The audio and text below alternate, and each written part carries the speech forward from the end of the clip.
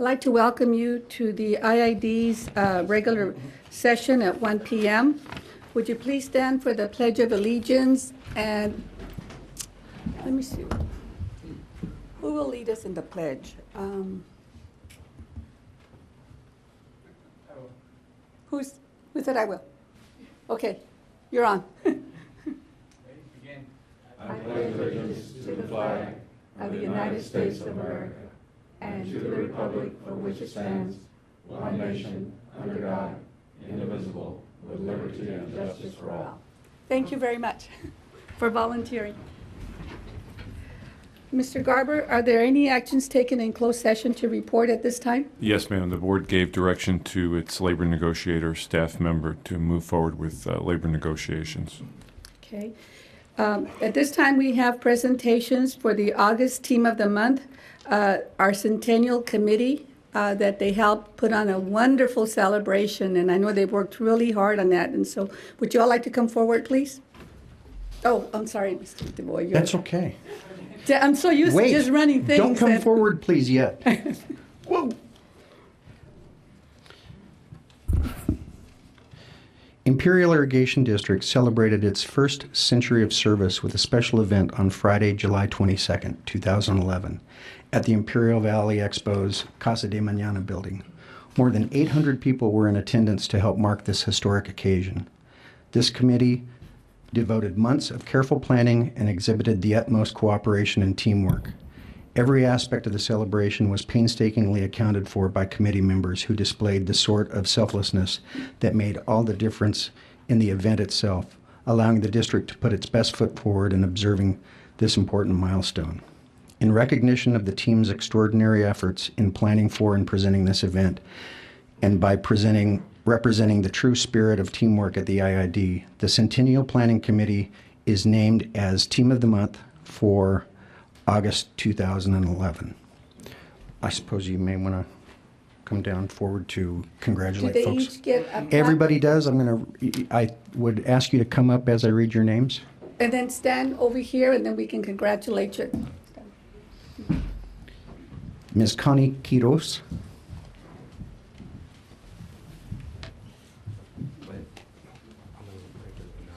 Save your applause till the end. Ms. Jo Denise Bohannon. Connie.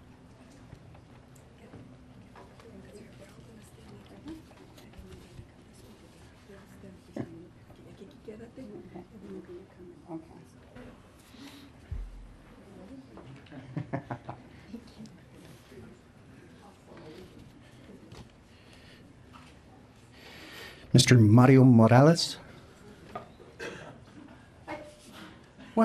What did I do wrong? You can do one big one. I am not a recipient of this award. Mr. Kerry D. Van Beber.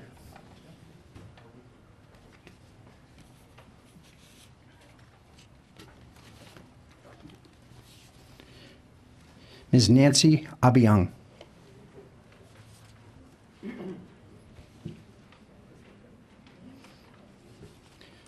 Mr. Manuel Zarate.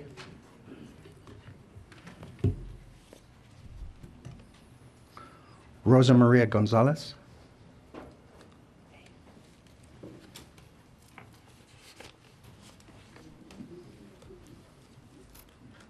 You're welcome. Robert Shetler. Stand there and go there.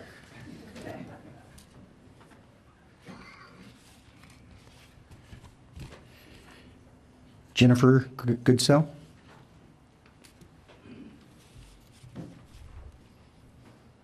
Sally Butler.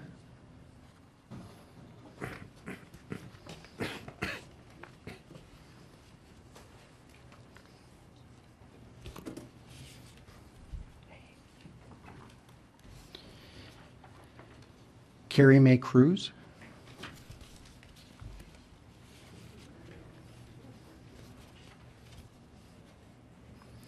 Susie Carrillo.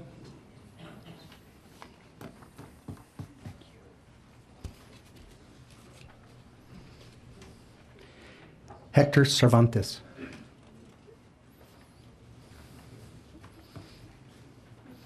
And I don't know where mine is, but oh well. Did you go? No, this is our group. This is our team of the month. Congratulations.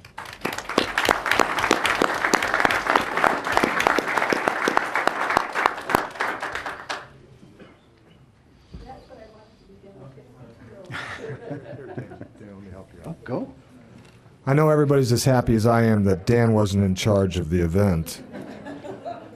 What we'll do is a group photo. I do have a list of dozens of other IID employees who helped that day. In the interest of time, and just as a stopgap to make sure I don't miss anyone, I'll give this to the board secretary and we'll make sure it's reflected in the minutes. And on behalf of IID, thanks to this stellar group of employees for putting on such a memorable event.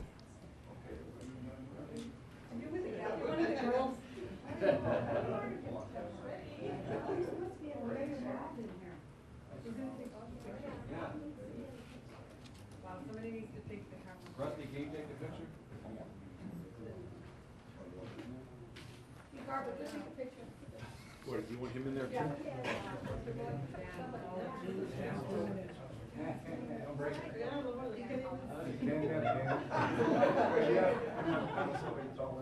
Get on your tiptoes, Dan.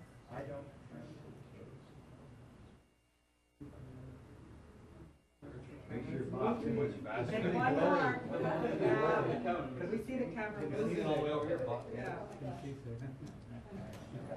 Okay, now wait a minute, everybody, hold on, this is what I want. Okay, my board, stand right here, everybody come, we'll shake your hand. Over here. Everybody here? Okay, now you can come, now, I'll give you a hug. Thank you. Go around. Nothing.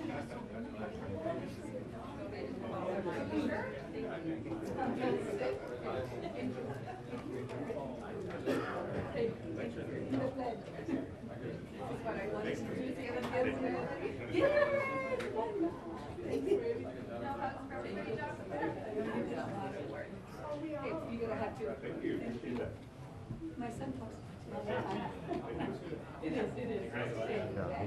Thank you. Just leave him, let him listen to you. What were you talking about? What did you say? He said it's a good thing that All right.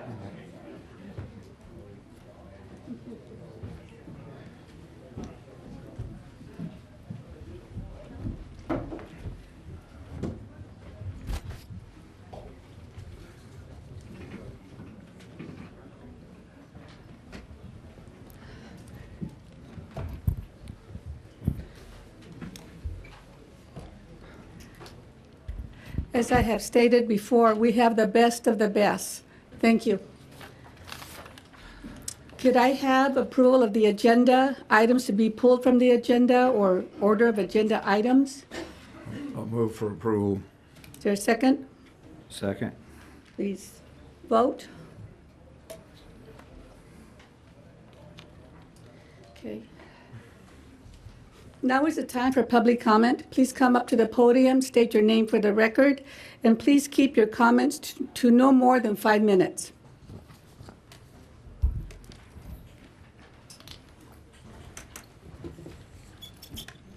Good afternoon. My name is Paul Kovich. I'm the business representative for IBW Local 465. I'm also a resident of Imperial here in the Valley. And I understand that you've continued to address negotiations for wages. And I just have a few comments I'd like to say. In the last year, fuel prices have gone up on an average of 20%.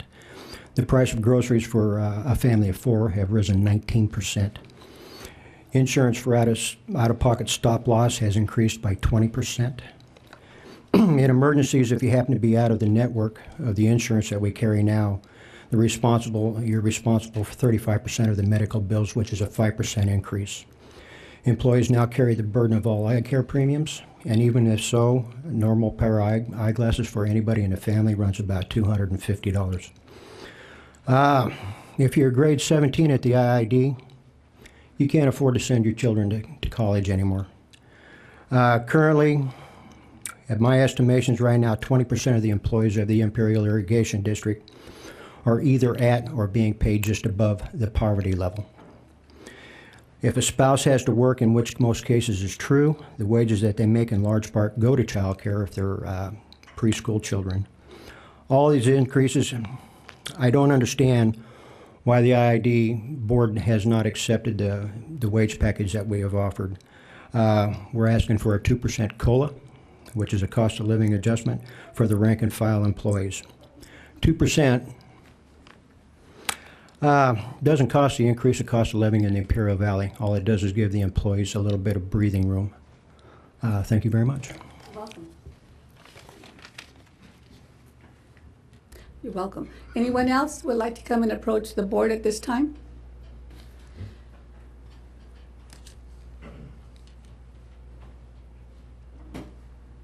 My name's Rusty Jordan from Brawley. Chairman Mendoza, 2 weeks ago I came here and we had a little discussion, and the only thing that came to mind from that, because it was very adamant that you were talking about hiring Chuck DeMars on a going forward basis, is that when I read history, they keep saying, you got to know where you've been before you know where you can go. And I know, Chairman Mendoza, you were here when the QSA was voted on, and you're the only one that was here then. And the other board members are new, now certainly not new to the Valley or new to the issues, but new to the intense knowledge of it all.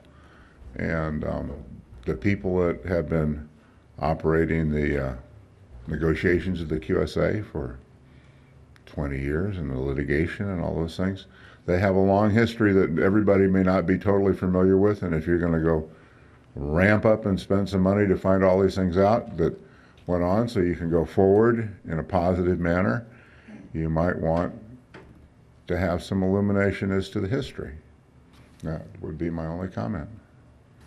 And I hope that maybe in the future we don't end up suing each other anymore. I rather doubt that, but thank you for your comments. Anyone else? If not, I will close the public comment period, and I'll turn it over to the board members. Director Sanchez, any comments? Yeah, Mr. Kelly, we can get together sometime, maybe next week, and discuss some of the things that happened in the past and how we can forego in the future. Meaning, in 2007, when we fixed the ECA, the following year, 2008, the Great Recession hit, and we used $40 million from our cash reserve to not pass on those rates, protect our employees from furloughs, protect our employees from layoffs. With this new possible double-dip recession and leaving status quo in the last 2 years during good economic times, now leaving us with $100 million in cash reserve, I'd like to see what were the indicators in 2008 that spiked natural gas and oil, and to see that is going to happen in the near term, if not at all, just to have a plan, a backup plan. And if we're going to have to put in another $40 million to protect our employees from furloughs, from layoffs, and protect our ratepayers from further increases. Thank you. Director Desert? Yes, thank you, President Mendoza. In regards to action item 19 regarding hiring Chuck DeMars, there's a resolution in the package today, and I'm presenting the very same resolution with some minor changes, updates to it. I'm going to hand it out to the board at this time and staff and make it available to the public. And I'm doing it at this time rather than surprising everybody at the time of making the motion with an amended version. So I'm going to hand that out at this time and wish you all would take a look at it. So if you have comments about it, you can be prepared to come to the podium and make comments about it. Thank you. Director Menville? Yes, thank you, President Mendoza. I have two events that I attended. One of them was on the 28th of July. It was the open house for the IVEDC, SCAG, ICTC, and SCORE. They're all under one roof over off of North Imperial Avenue, which makes it all much more efficient for them to work together. It was a very good turnout. And then on August the 4th, I attended the changing of the command at the Naval Air Facility, where Captain Richard Thomas, who's been here for 3 years, was replaced by Devon Jones. And the main speaker there was William French. He was the commander of the Navy region for the Southwest. And then dealing with the resolution change that Director Desert just handed out, I was under the understanding that Mr. Kelly was going to present this resolution change because we have some issues with a conflict with our in-house counsel. Isn't that correct, Mr. Kelly? Aren't you supposed to make this presentation on a resolution change? Yes, I am. Because I already have a copy of it. All right, thank you. That's my comments. Director Hanks? I'm going to forego any comments because we have a long agenda, and I'm sure I'll have plenty to say then. I'm sure. Okay.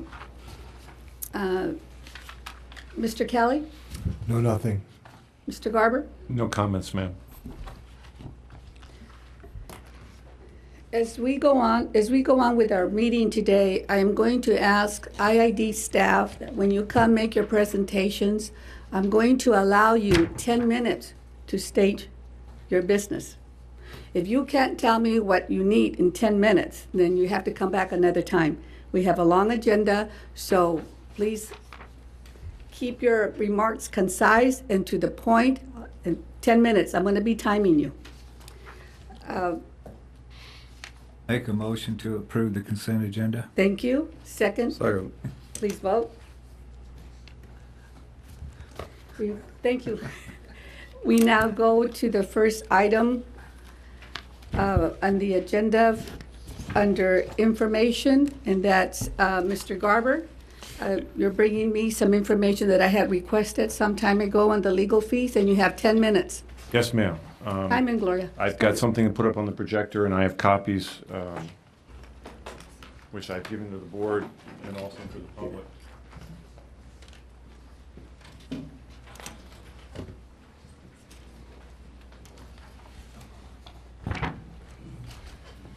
I've been here for about 5 years now, and it seems like at least this is probably the fourth time on a somewhat annual basis that we've discussed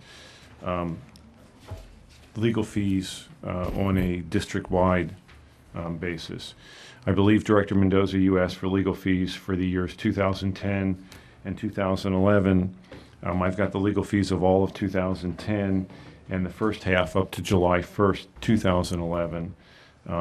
And we could come back with the rest of July probably at some point next year. We broke down the legal fees by departments within the district to try to give the board an idea of where the work is taking place, who's being retained, and the general expenses that are being charged. So we broke it down: energy, water, HR, and real estate, because those seem to be the four major subject areas in which legal assistance is given. They're also totaled, and what I'd like to do, if I can, is just briefly walk through the 2010, 2011, and then I'm sure you're going to have a bunch of questions, okay? First of all, in energy, contrary to what most people think, the lion's share of the expenses that we spend on lawyers is not on litigation, with some exceptions. This is a list of lawsuits that were being handled in 2010. You can see by the red plus sign that most of them have been resolved. Either they've been mostly settled or dismissed. There's only a couple that are left. Noteworthy lawsuits in that group would be the Morgan Foster lawsuit with regard to the energy rates. Approximately $200,000 in legal fees was spent on that case. The other cases are much smaller, and they make up the difference. On the top right is the various law firms that handle our litigation. They tend to be the same firms, and they tend to handle the same types of cases. General energy managers are fairly minimal. Private generation would include various private generators and private projects that seek to either develop PPAs, interconnect, do business with the district. This is becoming quite an expensive activity. We spend a lot of time now negotiating leases, PPAs, development agreements that never come to fruition. And, you know, I don't know that there's anything I can do about it. You can see listed in here is G-Therm, which I think will come to fruition. We're almost done with that. G-Therm is the downhole, low water geothermal process where we're negotiating a development project. We're leasing the property. We're doing a technology license and a PPA. We've been negotiating with them since 2010. We spent about $50,000 in legal fees last year, and I'm not sure, but probably as much this year. We spent a lot of time with Sunpeak. That has to do with the Nyland project. We spent over $100,000 negotiating with RAM and never got anywhere. That's what happens. Sterling is the same thing. And so that is a lawyer-intensive process. These leases are very complicated because they involve royalty, they involve geothermal activity. We can talk about that in more detail if you want to. The next thing down is internal projects. These are projects within the Energy Department. Unit 3 is the most significant. Obviously, the cost for legal fees on Unit 3 is part of the actual project cost. Various internal projects. If we go to the next page, there's more internal projects. Again, if you want, I can go through any of these. No, just go. Finally, we get to regulatory, and this is a big issue, and I don't know how to deal with it. We pay FERC counsel anywhere from $1 million to $1.5 million a year. It used to be $2 million. Steve and I have done a good job in bringing that back down. But with FERC, with OAT, with the CalISO, the MRTU, all the regulation. I mean, the problem is that the district doesn't change, but every year you've got agencies and legislators creating more laws and more regulations, and it's all got to be interpreted. And what makes the district such a tough place from the perspective of lawyers is that we're not just an energy utility, we're not just a water utility, we're both. We're both out here in a place with limited resources, and we lean on attorneys to handle some of those regulatory activities and those legal activities. That takes us through energy. Now we get into water. Again, here's a list of lawsuits that were handled in 2010.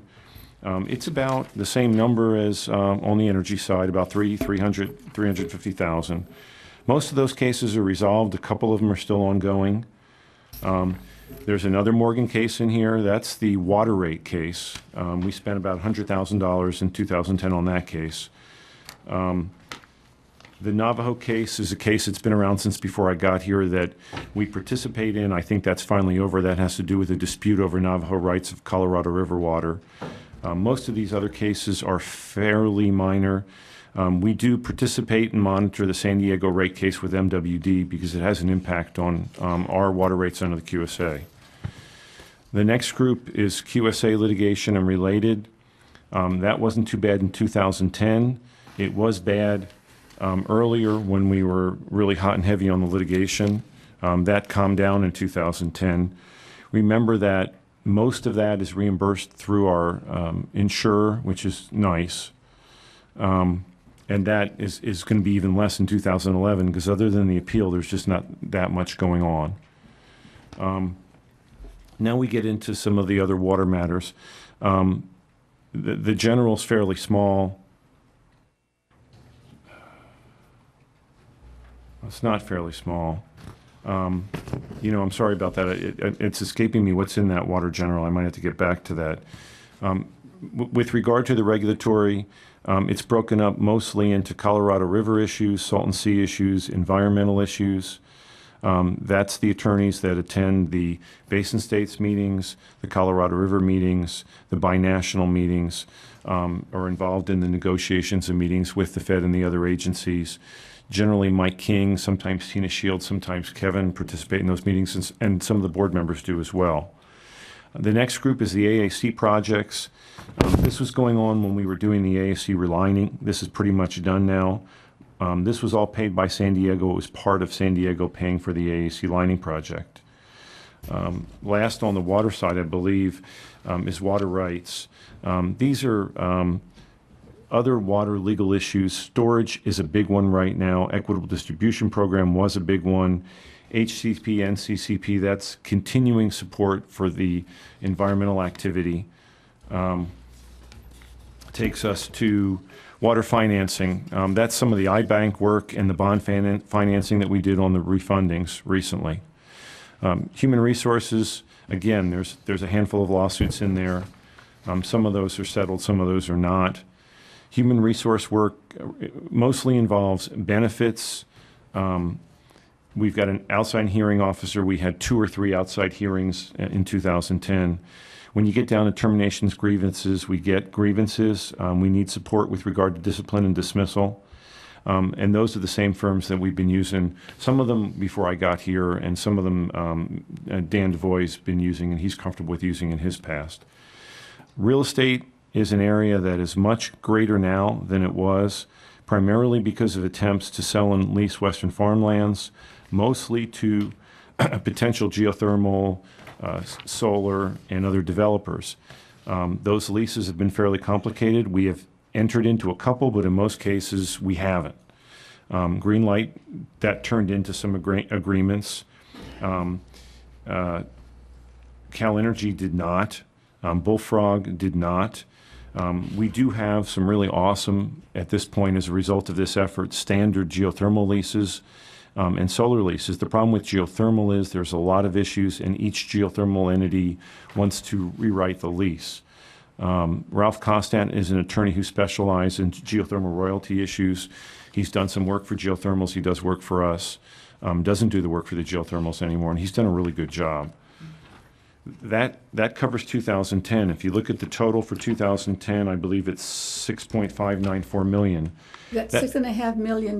Yeah. What That's percentage about, is that of the overall budget for the district? well, the overall budget is $800 million, so, that's less than 8%. That number is about the same. I got here in 2006. We went to House Counsel in 2004. That's the same or less than legal fees have been since that time. We're doing a lot more that requires a lot more expensive lawyers now than we were when I got here. We didn't really start selling Western farmlands until I got here. The Western farmland sales didn't get as complicated because they were mostly to individual landowners. Now we're selling to potential generators that have lenders. The leases and sales are much more complicated. We built Unit 3 and we built Nylon, which is expensive since I got here. We've been doing a lot more on the transmission side with regard to the cluster work, with regard to negotiating on PPAs and leases and purchase on geothermal. And so I expected there to be an increase. There isn't. If you look at the way legal fees have trended since I got here, according to our records, they've either gone down or stayed essentially the same. They tend to range. They went up as high as $9.7 million in 2009 when the QSA was at its highest point. Of course, a lot of that QSA litigation was paid by Aegis. And they've ranged anywhere from 6.5 to 7 and change. They were as high as 8.6 back in 2003. We have records going. Remember that IID went from AS400 to SAP in 1999.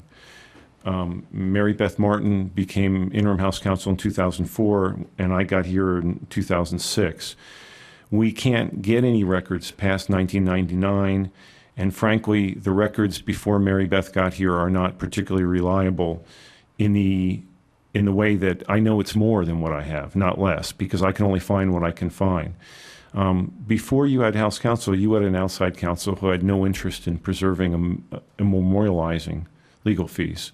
So that information is not organized within our computer systems in such a way that it's easy for me to know what was spent. So for July of 2011, okay, you want to keep going? we have $2.8 million so far. Right, which is pretty good. It's the same analysis, and I'd be happy to go through it. How many of my 10 minutes do I have left, Madam President? I think you already done the 10 minutes. Do you want me to go through 2011? If the board, very briefly, because it's basically the same. well, I'm just gonna Unless point- I want to reserve that for questions from the board members if they have any questions. Can I just glance to see if there's some highlights I might want to Sure. point out to you? Well, you can see some of the lawsuits that were going on in 2010 have resolved if we're on page 1. If you go to page 2, same thing on the water side, and there's some new lawsuits. The regulatory stuff went down because we were creating some ODA amendments in 2010, and that required a lot of FERC activity. If you go to page 3, QSA is way down because there's just the appeal and not much activity. The AAC projects are wrapping up. It looks like, frankly, a lot of things are down. The lease activity is still pretty ongoing, but for whatever reason, and I don't fully understand why, it just seems like this first half of 2011 is much less than it was in 2010.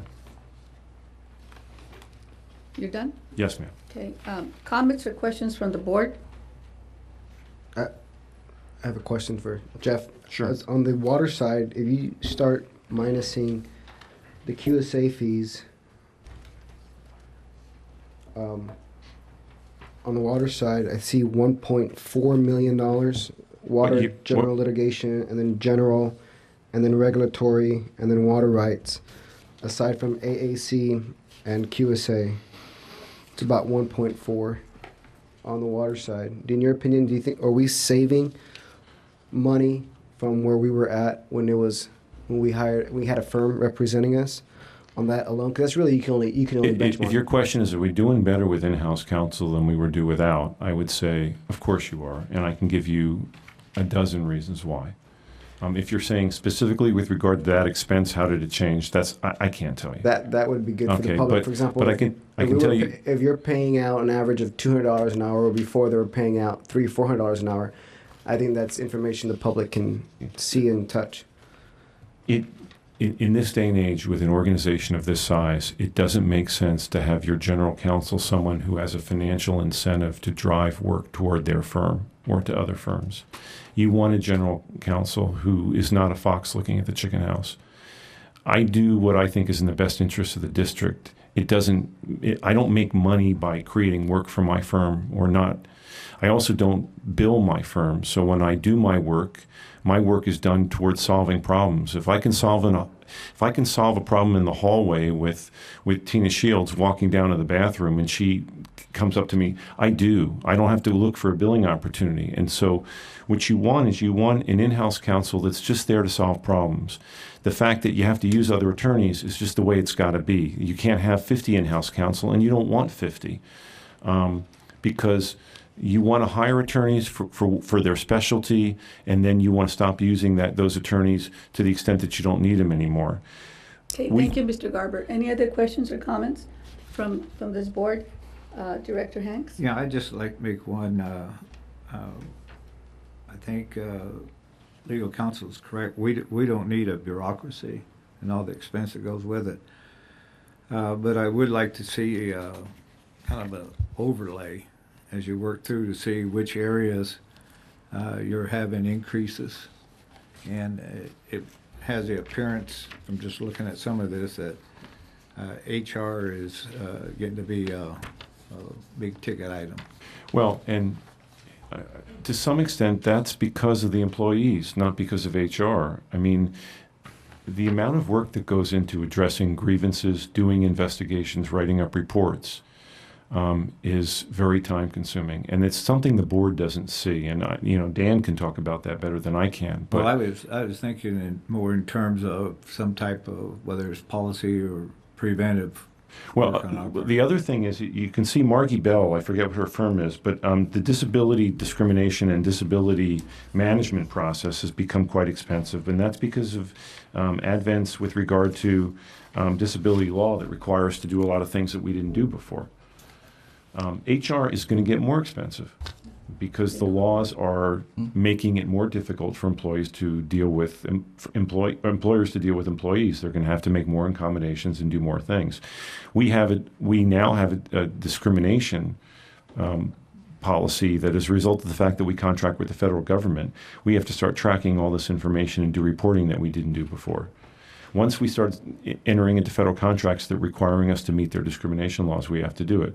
It all costs money.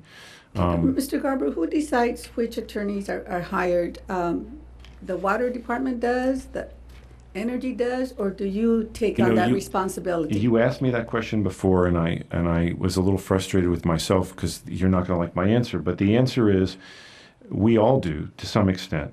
As a general rule, if a new attorney is brought on board or a new subject matter, I talk to the department head for that group. So if the energy department wants to bring on some attorney or wants some new matter, I'll probably talk to Dr. Kolk. If we've got an ongoing attorney who's providing a specific service for an extended period of time and working with a certain department, and it's the same kind of thing they've always done, we may tell Dr. Kolk, but we may go ahead and say fine.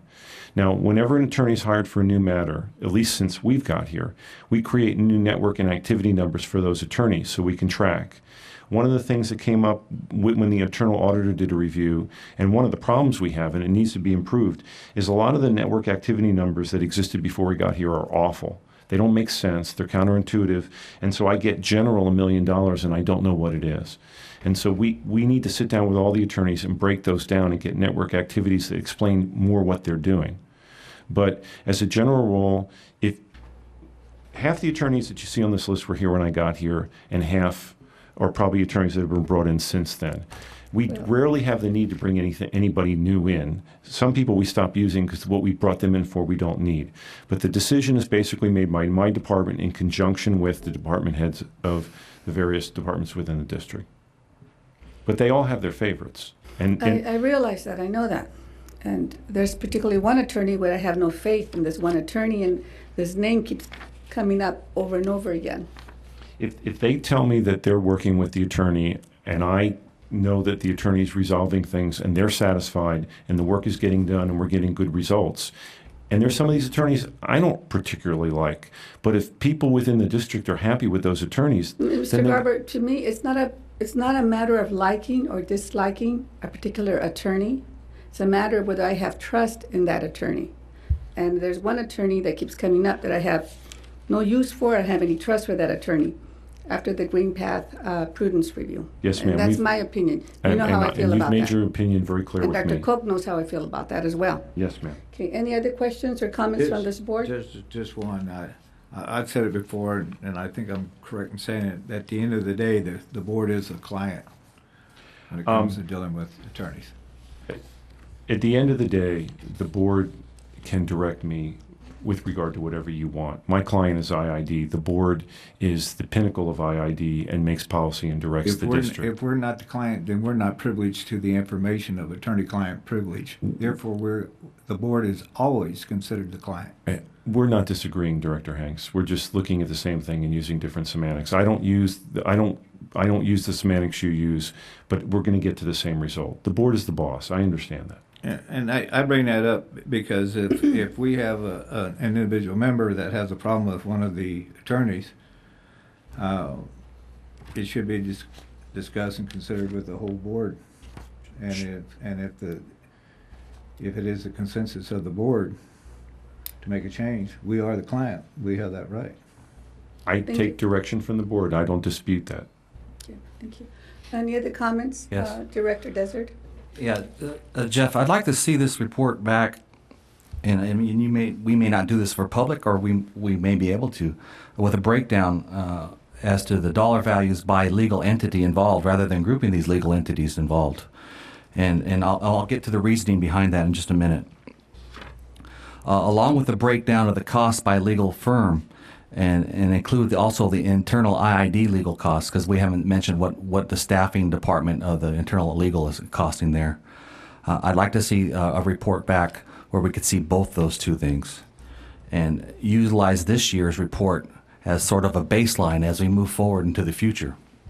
And with that baseline in mind, originally back when the internal counsel, the IID internal counsel was brought on board, and we didn't have it being done by outside counsel. There were some specific goals and objectives set by this board in regards to what the internal council would be doing to help monitor and govern the financial costs and be more efficient and get IID the best legal counsel that they could get, the best bang for the buck that they could get.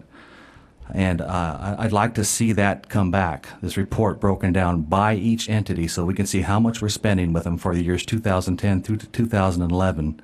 And also see standardized billing, because standardized billing was one of the goals set out for by this board when they brought the legal counsel in-house. I'm not sure what standardized billing means to you. I can tell you that one of the changes that was instituted immediately when I got here in 2006 was a standardized retention agreement, which we use almost universally. We completely changed the way attorneys bill and report to the district. The way it was done prior to me getting here was about 20 years in the past. They were billing in 0.25, they were block billing, they were billing for things that we normally don't bill. We totally changed that. And so billing has been standardized, if that's what you're referring to as standardized billing. Now, there's two avenues there in standardized. I'm looking for that, exactly what you're talking about, because I haven't seen that. I want to know how the hours are broken down on the billing, if it's by 15-minute increments or how it's broken down. I'd also like to see what the billing rates are per hour.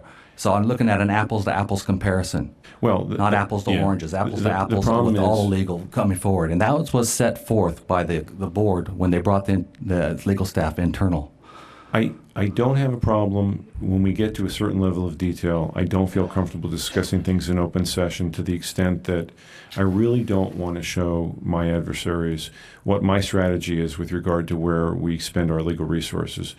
I can get more detail than here, and at a certain point, we can talk about specific matters and the amount of money that's spent on those matters in closed session if that's necessary. But I don't have a problem providing that information. Thank you, Mr. Barber. Yeah, that's what I'd like to see. And I did mention earlier that we may be able to do this in open or do it in closed because we don't want to reveal those vulnerable areas that we may have because of ongoing or future potential lawsuits. Also, the other item along with the standardized billing would be this governor role. The internal counsel is supposed to act as a financial governor oversight of access and the appropriate use of legal services by IID department heads and staff. I think there's a feeling out there, I'd like to say even a common consensus, that it's wide open at this time for department heads or legal staff, IID staff to consult and confer and call these legal counsels to get assistance to put documentation together, even to write letters. And I think there's a real opportunity there to catch some more financial efficiencies and effectiveness for the IID as a whole. Well, if you're talking about the decision that IID staff makes to rely on counsel to perform certain things, we can talk about that for a long time because it's really hard when an IID department needs legal assistance and for me to say no if I think that without that legal assistance, they're going to expose us to a potential legal problem. And so, I mean, generally, the way Vance and I address this is we try to do the work ourselves. If we can, we keep it in-house. The reality is there's no way two people could do all this work. There's no way two people could track it. But this issue about the district uses too many consultants, the district uses too many lawyers. Lawyers are just another form of a consultant. But how am I supposed to make a determination? Which is more important, them spending that money or them exposing us because they don't have the legal wherewithal to do something? It's a difficult process, and I err on the side of getting somebody to do it right rather than taking risk. But there are sometimes we say that's not necessary. You don't need to do that.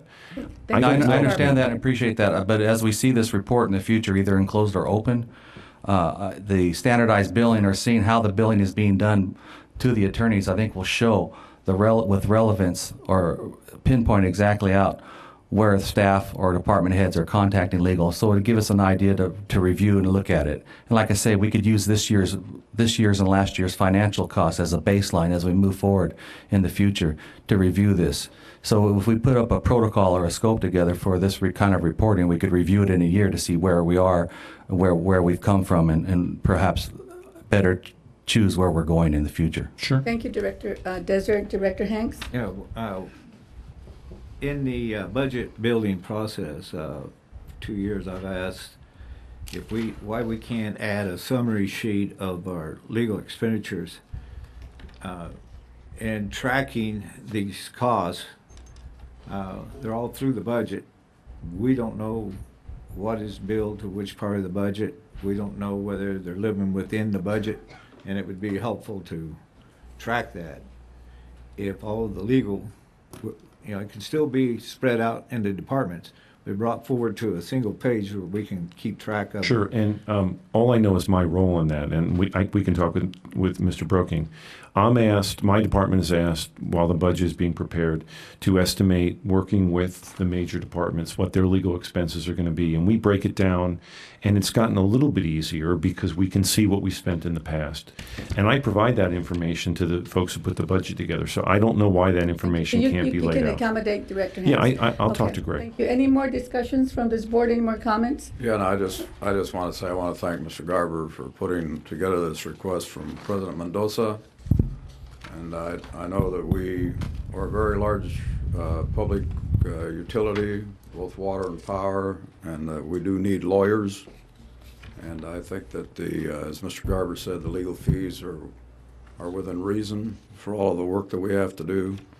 And I'm sure there's things that we can make better, and all you have to do is talk to Mr. Garber. He's just down the hall, or pick up the phone and talk to him, and he's very good to work with. And if there's changes to be made for the better, then let's make the changes so that we become more efficient. Thank you. And we can, Mr. Garber, thank you for your presentation, and we can build from this, and you took Yes, way ma'am. more than 10 minutes. Thank you, ma'am. So, thank you. Moving on to item number 7, page 40 on your agenda. It's Energy Department General Matters. Dr. Koch? Yes, Madam President, I have 3 quick items, none of them particularly good. The first is San Juan. As you know, last year the United States EPA proposed that we put selective catalytic recovery, SCR, on the San Juan 3 unit. IID's cost was going to be somewhere around $70 million. In April of this year, the New Mexico EPA and PNM made a proposal that would put non-selective catalytic recovery on the units. That would cost us about $250,000. Last Friday, EPA came out and went back to their original proposal requiring selective catalytic recovery, but they extended the time period from 3 years to 5 years in which we'd have to do it. That lowered our cost from about $70 million to an estimated $58 million. The order is not yet final. PNM, SCAPA, and the state of New Mexico are going to appeal, but we're going to assume at this point that EPA's order is going to stand and that the SCRs will be required by 2016. Now, this will be consistent with EPA's actions, particularly on the east and southeast, where you're now beginning to see major coal plants shut down because of the environmental impacts going forward. So we're looking at the alternatives to avoiding this $60 to $70 million expenditure, or roughly $3 million a year if we were to finance it through SCAPA. Secondly, 2 weeks ago, we received the Rockwood unit back. If you remember, the Rockwood turbine was damaged primarily through NOx control. We sent it back to Pratt & Whitney's facilities in Connecticut. It came back. We put it into the unit. It was turned on. There was a noise somewhat like a grinding of a garbage disposal with a penny in it. Apparently, Pratt & Whitney left foreign materials in the object. In the turbine blades have been, would you say totally destroyed, Mr. Olstowski? The first stage vanes and the first stage blades are going to have to be totally replaced. Totally replaced. Pratt & Whitney is going to do it under warranty. It was their fault for leaving foreign materials in it. Finally, the Yucca facility has been down for about a week. We have leaks in the preheating steam pipes. These are hard to get to, and they essentially heat the water up before it goes into the boiler. But as a result, the 3 of these units are down, or I'm sorry, San Juan is not down, but Rockwood and Yucca are down. And we're buying replacement power for the 2. Of them, Yucca is probably the most serious, we're not having our regulating unit on at this time. It's not causing problems, it just makes it more difficult for the operators to keep the system going. That's my report. What added expense is that to our energy budget? Which one? These 3 items that you talked about. Well, San Juan, if we spend all $60 million in finance it, you're talking about approximately $2.5 to $3 million per year. The Rockwood plant, that's nothing. Pratt & Whitney's going to pick up all costs associated with that under warranty. It was their fault that there is a foreign item left in the turbine. And the Yucca plant, I don't know what the actual cost to fix that is. It requires specialized skills in order to weld the exotic materials that are there. It's more of a problem just finding the leaks. And it's in a relatively enclosed space, so you have to find them, get somebody in there, weld them. It probably hasn't had any impact on us in terms of power supply cost. You just have to be a little bit more careful in bringing the system so that you can regulate with our other unit. So there's no impact on the power supply? No significant No impact. Significant? Yeah, by That's that, significant, that words. Okay. say less than $50,000, less than $50,000 to fix Yucca. Okay. All right. What's been our highest load this summer? It's 950, and that occurred last week. This week, we're back in the 800s. And prior to the 950, we have a 920 and a 915, and those are the only 3 days we've been over 900. So our loads have been down significantly. Our forecast use for July was 480,000 megawatt hours. We came in at 435,000 and change megawatt hours, or about 10% below. Peak demand was over 100 megawatt, or almost 100 megawatts less than forecast. So we're running about 10% below, simply because the weather has been relatively comfortable here in the valley. All right. Director Sanchez? What's been our new connections addition the past 2 years, The number of new meters that have been installed, if any? yes, they have. They've been growing about, and I'll ask Mr. Escalera, about 30 a month, give or take, I believe. Roughly about 0.5% growth. I have a 2-part. Is that accounting the disconnections, minusing the disconnections? Net growth, yes. Net growth, okay. So we have been growing, but we've also been seeing a lot of distributed generation, a lot of solar coming on in the system. But I think the big thing that's going on is it's been relatively, and I say relatively cool, meaning relative to the Imperial Valley. Thank you, Dr. Koch. Thank you.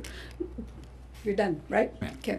Moving on to item number 8, page 41 in your agenda. Initiate service agreement with Clean Power Consulting Partners. Who's Hendrick? 10 minutes. I'm gonna beat the 10-minute mark. All right. I'm timing you. Not like Jeff. Shortly after the board approved the repower of El Centro Unit 3 back in spring of 2010, we hired Joe Gatlin as the construction project manager.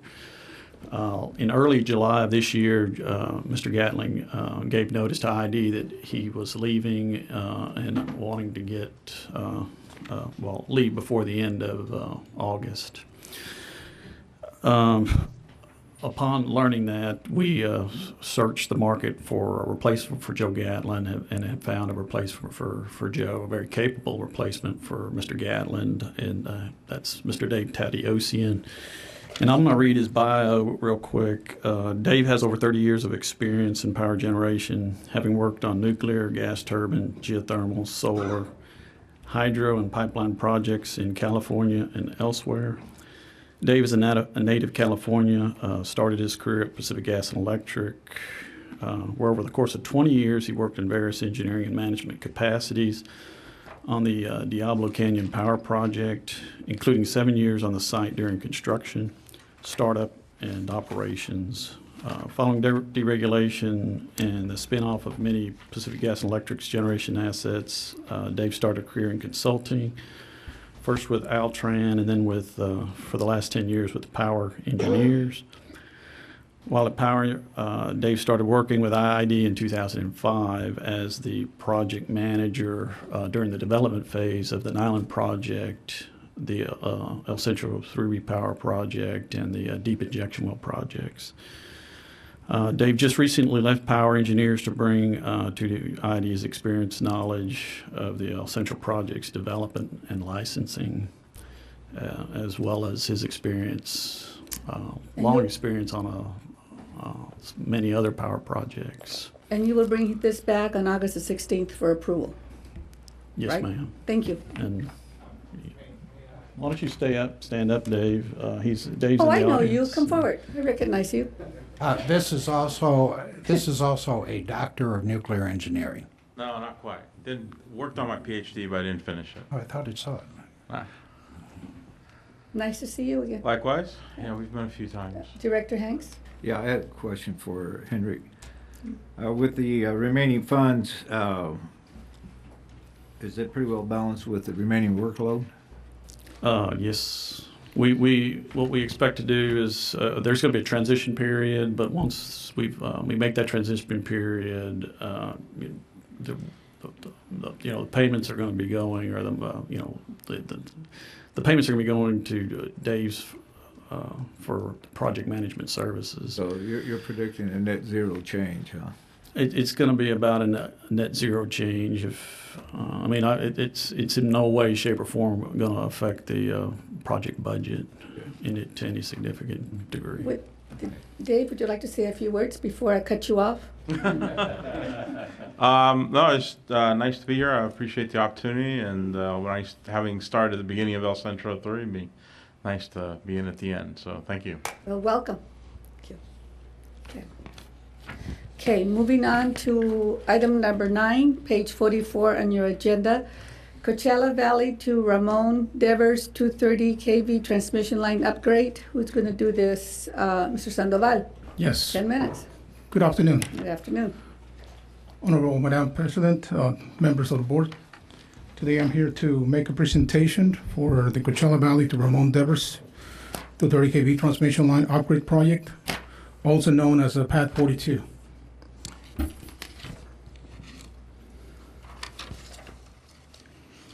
First of all, let me start describing. This existing 230 kV transmission line is the Coachella Valley to Ramon Devers transmission lines. And this double circuit line pretty much is one of the two transmission entities that we have with the California ISO and Southern California Edison. The project, The project got triggered by the IID's open access transmission tariff to 125 megawatts of generator interconnection request where we pretty much recently completed the studies. The IID's PAD 42 has been determined to be currently the most restrictive transmission element for the export of renewable resources to Southern California and elsewhere. And the reason to say why we are saying this is more restrictive, I'll say is the line was originally designed appears to be designed for a bundle conductor of 2 per phase, but only one conductor was installed about 23 years ago. This is the last portion of the collector system that runs pretty much from the Hopeville area. This is the Highline substation to Midway. In Midway, from Highline to Midway, it has a single conductor per phase, one conductor per phase. From Midway to Coachella Valley, 2 conductors were installed, which means it has the double capacity. Once we get to Coachella Valley, we came back to single conductor per phase, which means that currently we have this bottleneck. So by increasing replacing the existing conductor, installing 2 conductors per phase, we expect to increase the import-export capability from into the ISO by 700 megawatts. Okay. This project has been called for a while the low-hanging fruit project because, a relatively small investment the investment is very cost-effective because we gain a significant amount of transmission capacity. Also, the project supports IID's board resolution that it was passed, Board Resolution 25/2007, passed it in 2007, that directed staff, to increase IID's ability to export renewable energy outside the IID control area. A couple of important issues to mention. There's additional upgrades that will be needed once the generation comes online. This is we need additional reactive supports or capacitor banks and remedial action schemes to trip the lines whenever we have to trip the generations whenever we have a trip of the lines by any cost. Also, reviewing all the documentation that we have on hand, we discovered that we have this right-of-way agreement with Southern California Edison, which only give us 40 feet of right-of-way width, from 20 feet from center line. So we already initiated the discussions with them in order to increase this right-of-way. Some of the arms in this towers, pretty much exceed a little bit the 20 feet, so we need to be in compliance. Another thing that we need to try to negotiate is that we would like to extend the term of the agreement. It is currently 50-year, starting in 1987. We would like to have an automatic renewable once the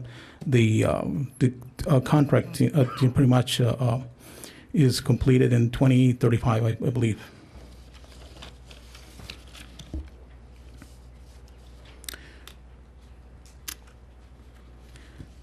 Continuing with the project description is the line has 20.6 miles, is 26 miles long, and requires the replacing or reconductoring. We're going to remove the existing and install 2 new ones. And since we haven't, we're in the process of doing a structural analysis to confirm that the towers are good for bundled conductor per phase, we might require some tower upgrades. So we are already considering some of this work. And this is, just further explanation, Path 42 is a shared line with Edison and IID. 20.6 miles are in IID side. Edison, there's 16 miles from the Mirage to Deborah substations. And recent events or situations, the ISO approved Edison to pretty much move forward and do the upgrade in Edison's side of the house, So yeah, they need to do that. Yeah, we need to work in coordination in order to have this upgrade in both sides of the fence. Okay. Therefore, IID management proposes IID to pay for the project cost and recover these funds from the generator developers and transmission customers once they have signed generator interconnection and transmission service agreements. This is estimated to occur starting the third quarter of 2011. I got an update this morning, and there's about 875 megawatts of projects out of the 1,225 that have signed generator interconnection agreements. So we Do they have PPAs? Some of them have PPAs. Okay.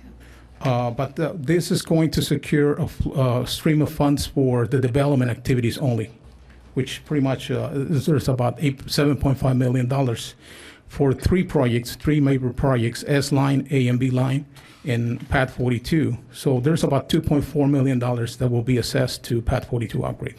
Okay.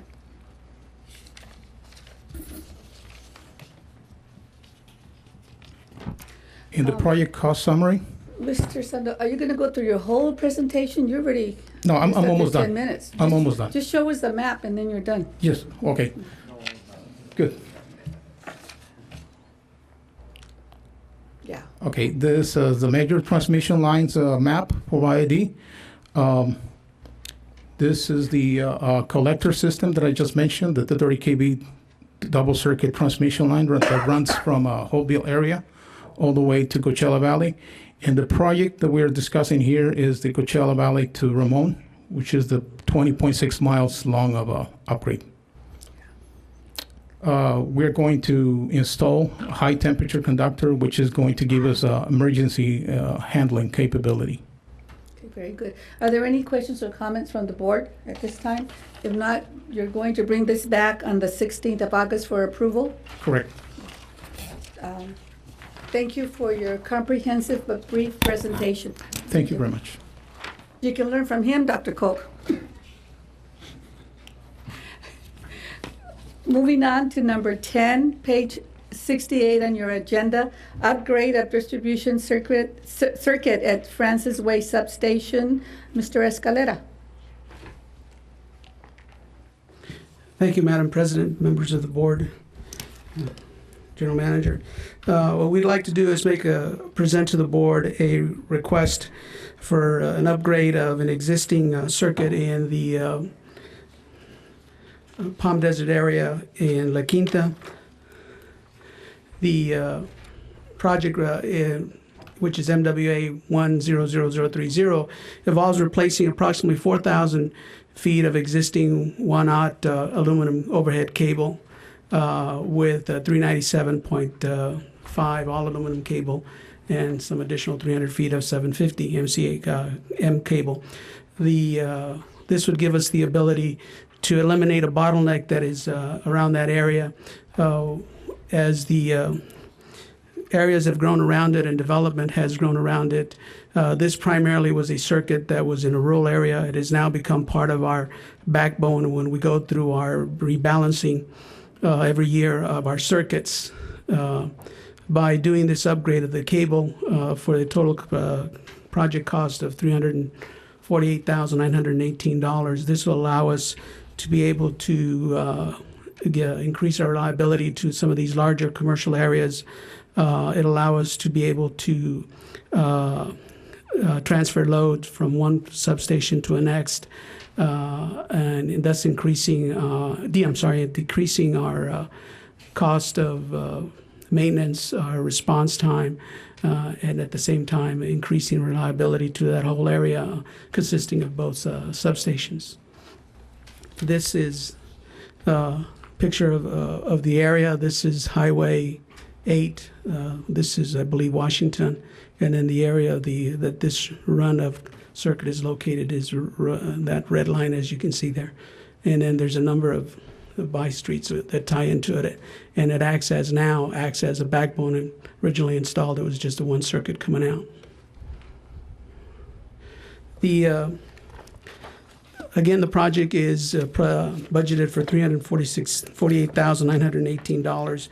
This includes the contingency fund of $31,720. It is funded in the 2012 11-12 budget, line 25.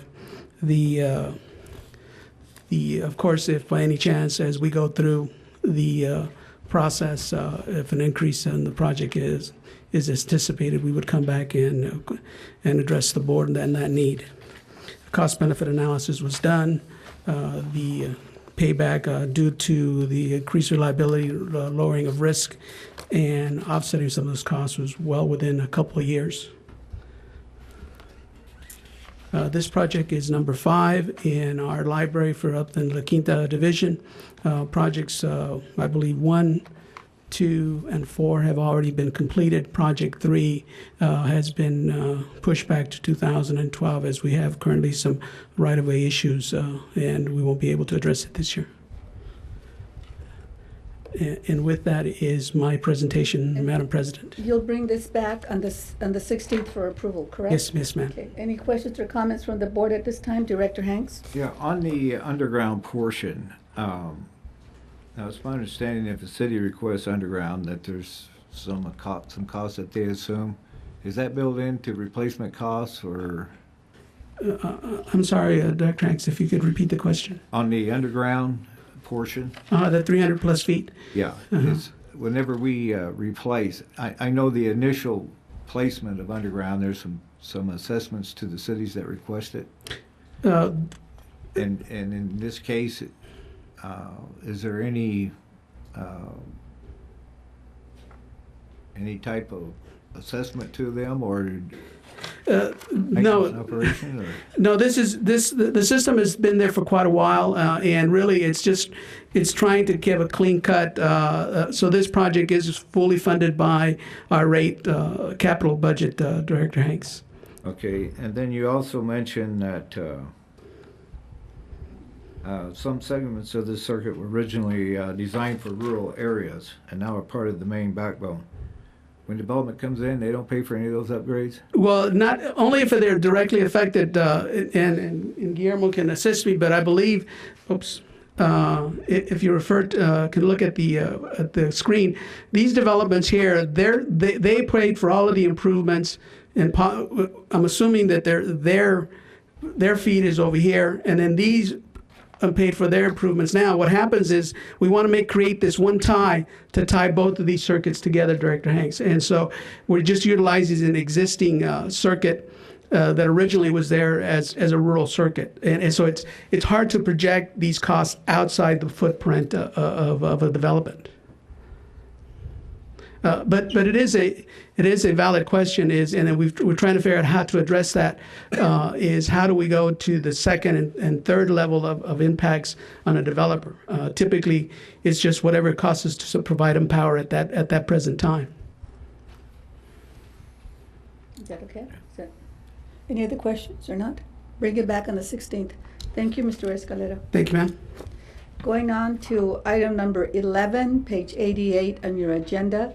Backup System Operation Control Center, Major Work Authorization, number 100167. Mr. McCann, the presenter. Yes. Good afternoon. Good afternoon. Yes, I'm going to be presenting Backup Control Center proposal for the Energy Department. The NERC Reliability Standard EOP8 was recently approved by FERC, and it'll become effective on July 1st, 2013. The existing standard requires us to have a plan for emergencies, but it doesn't go into detail what you need. The revised EOP8 is very definitive, and it says that we have to have a backup center, or we have to contract with somebody to provide those services. And we have to have this comprehensive backup plan, and like I say, that includes the center. If we don't do that, we'll be in non-compliance starting July 1st, 2013, and we can face fines anywhere from $30,000 to $1 million a day.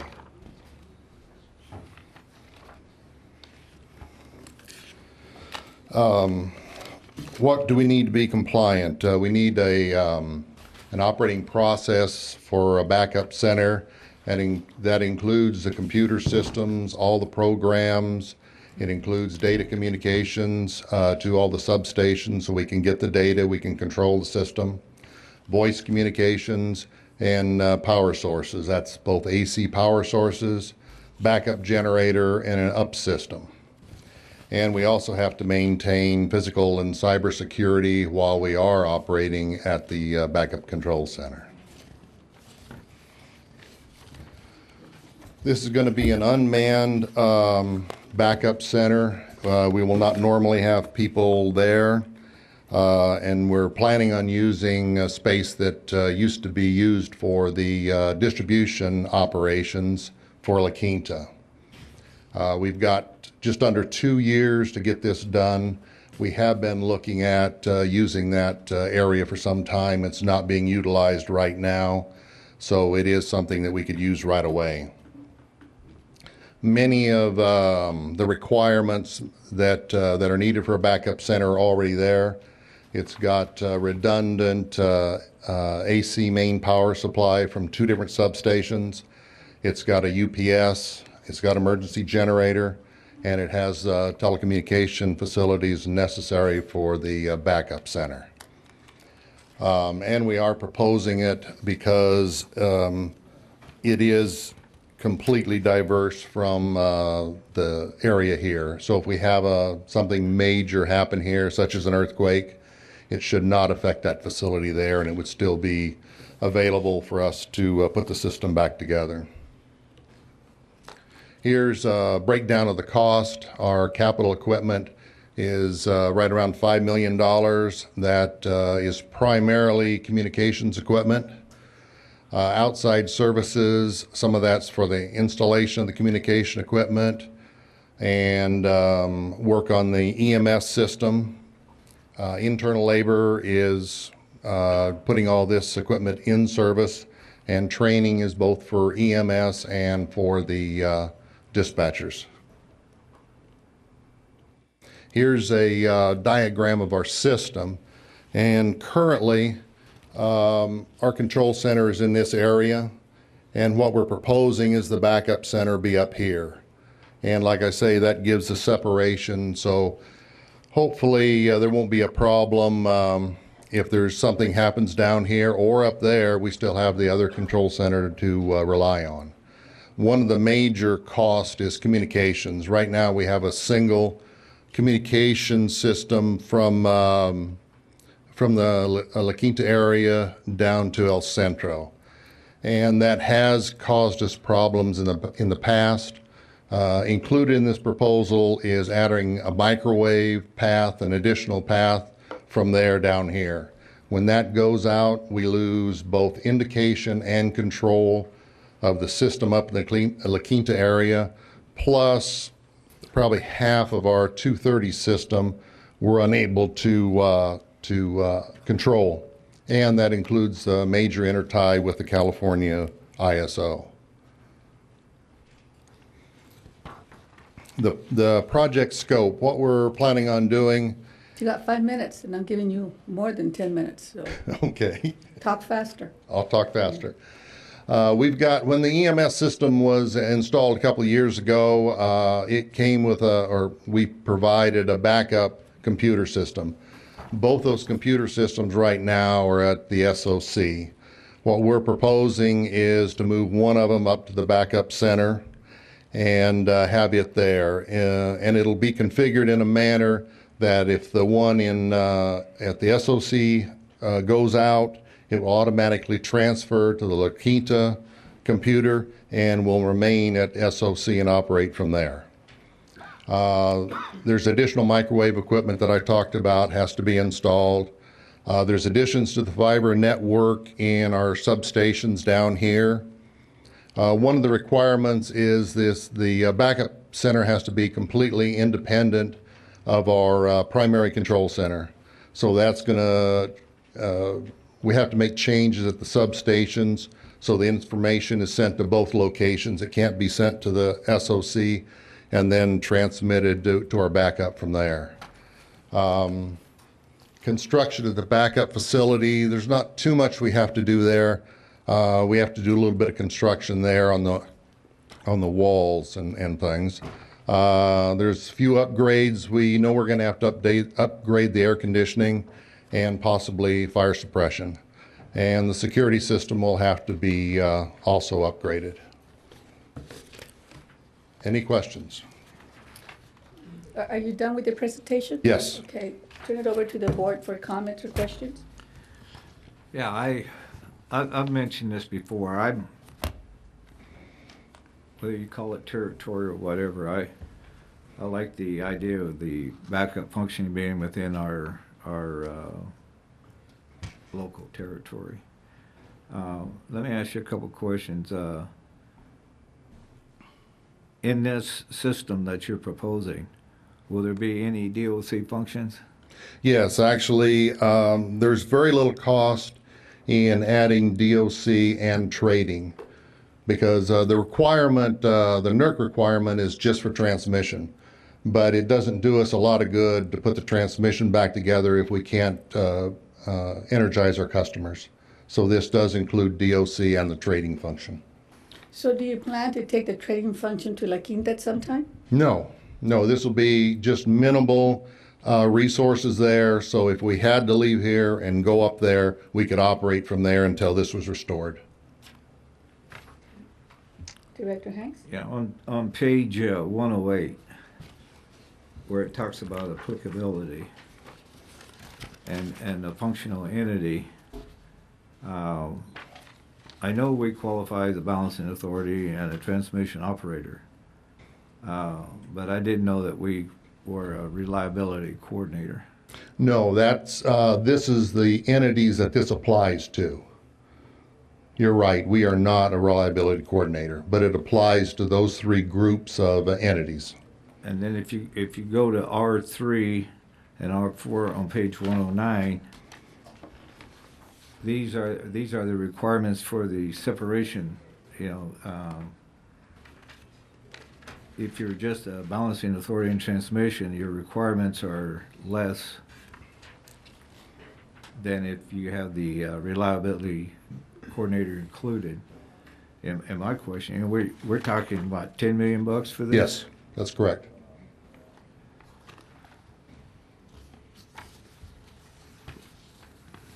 Have we looked at using another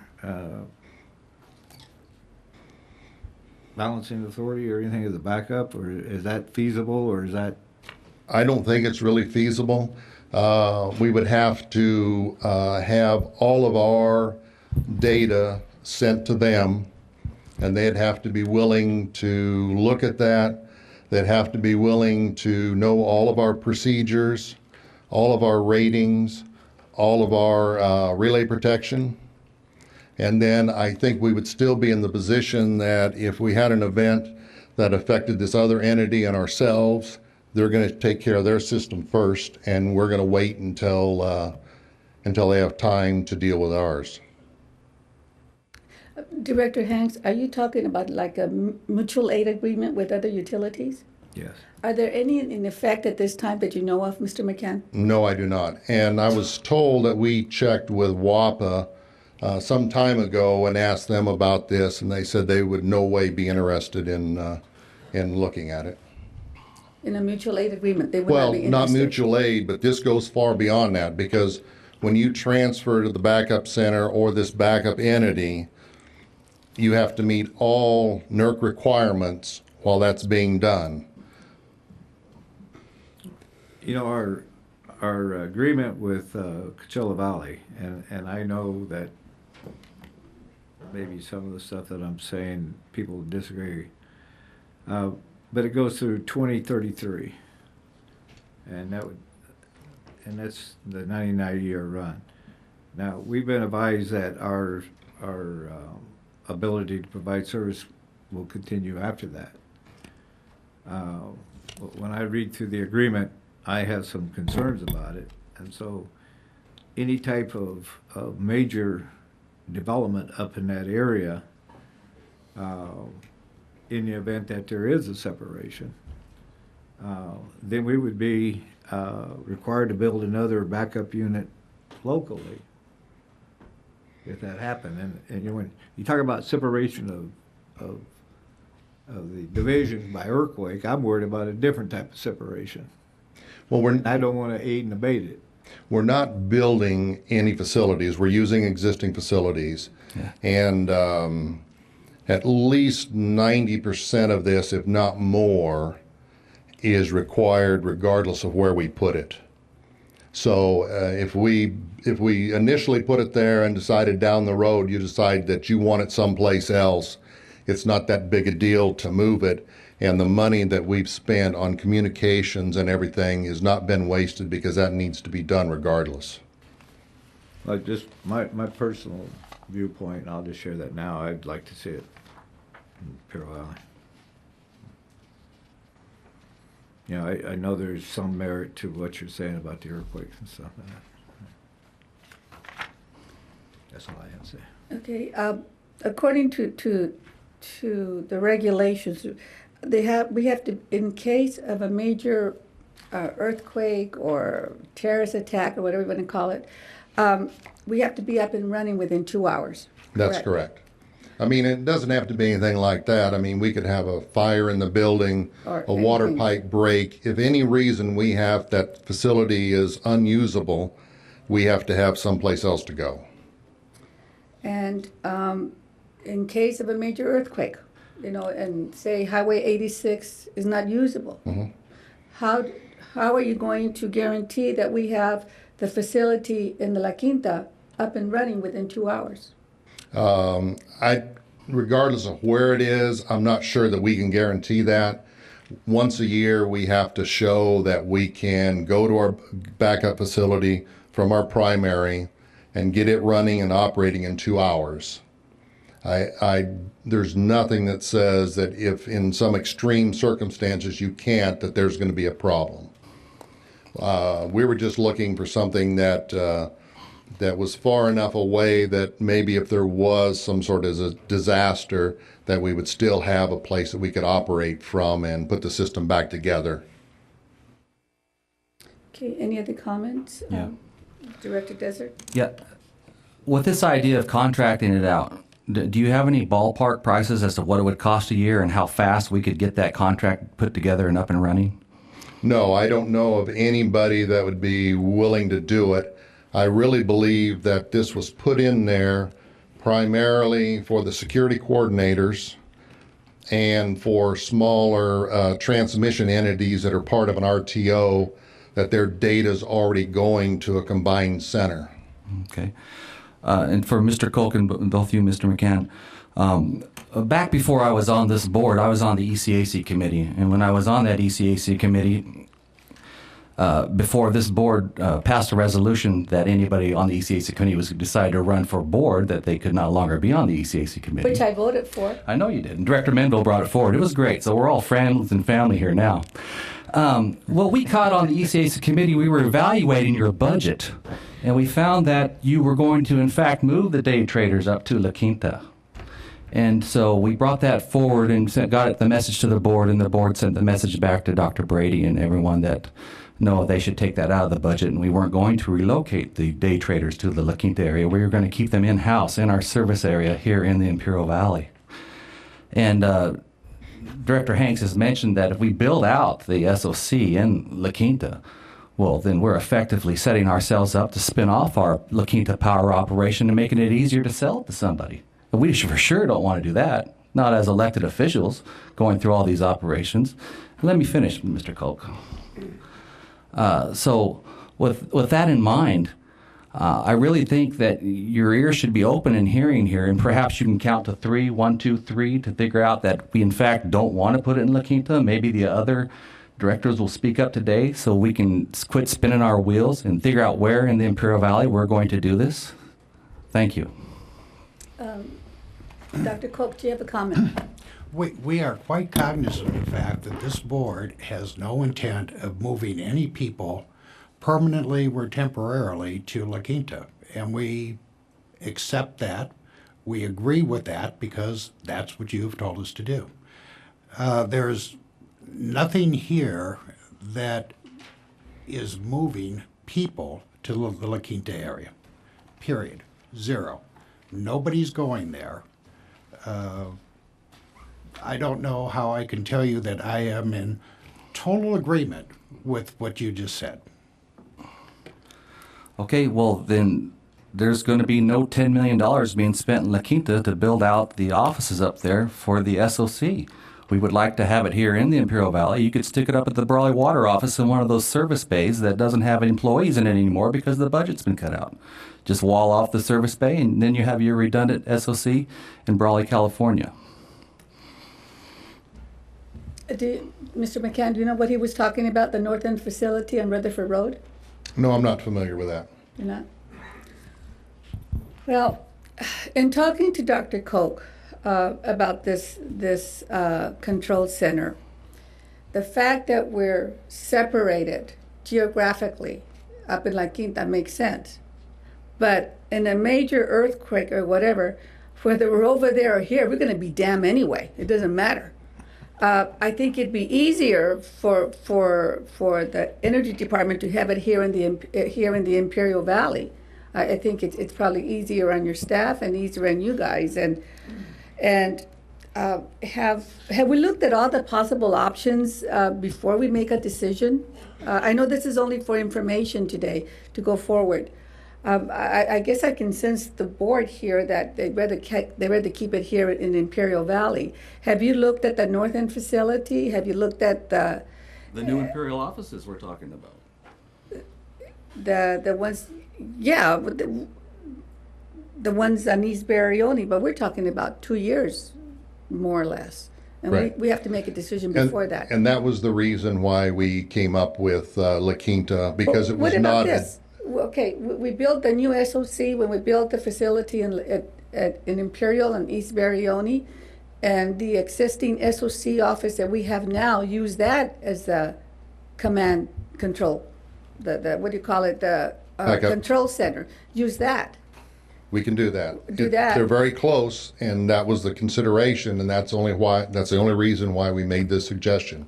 But yes, that can be done, and 'Cause there's we nothing wouldn't that have to prohibits spend that. any extra money on that one. That's already built out, isn't it? Yes, it is. So we would save $10 million by using the existing one. No, there's still a lot of this communications that still needs to be done. But what would that cost about?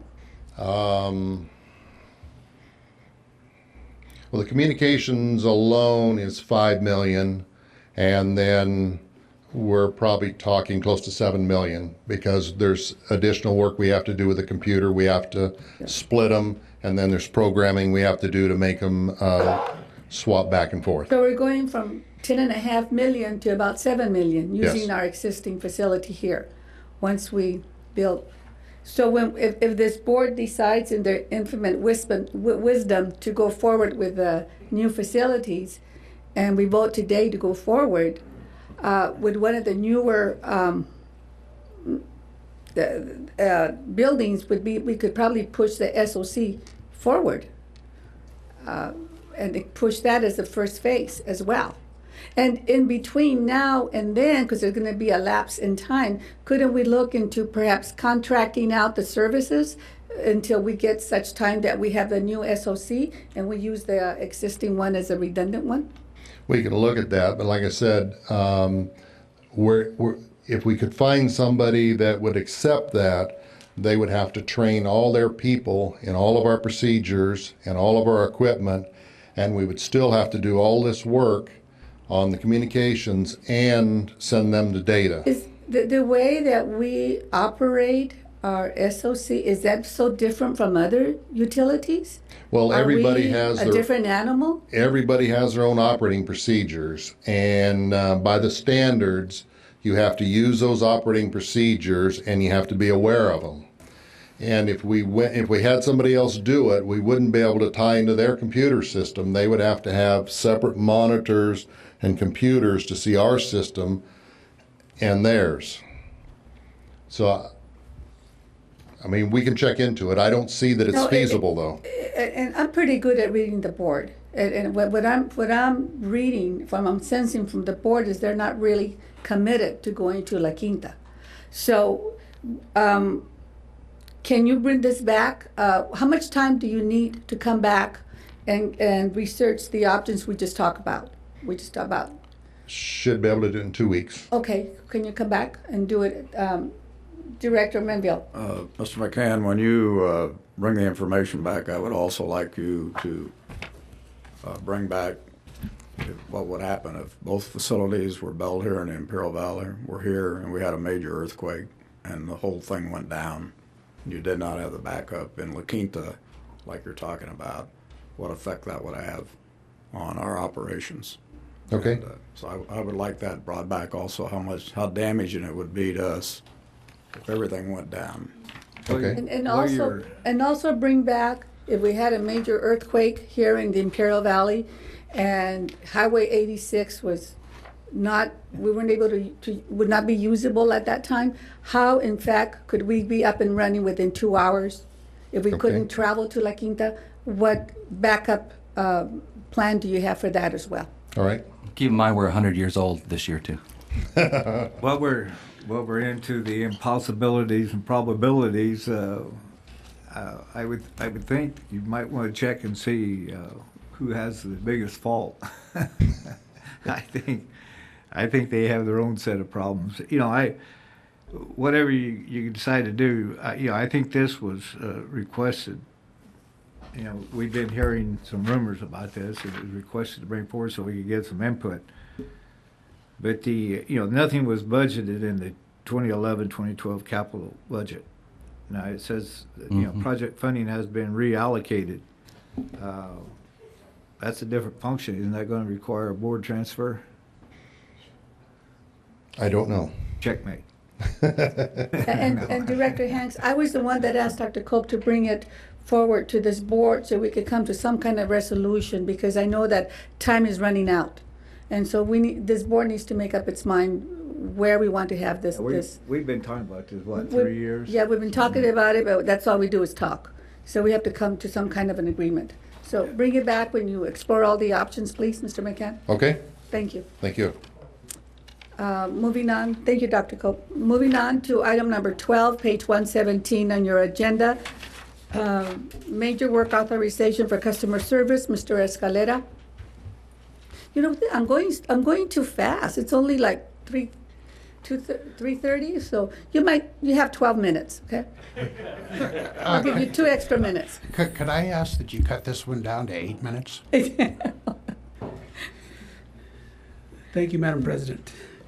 Madam President, Board, what we have here is a request for major work authorization for 2 CSPs dealing with facilities relocation up at the thermal area, Airport Boulevard and Highway 86.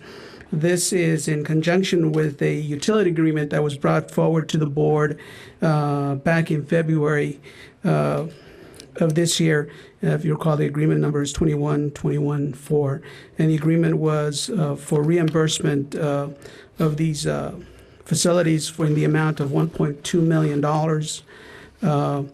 We are now in anticipation of some of the new revised policies dealing with the MWAs and the service agreements. We're now going forward and requesting MWAs for this particular service agreement.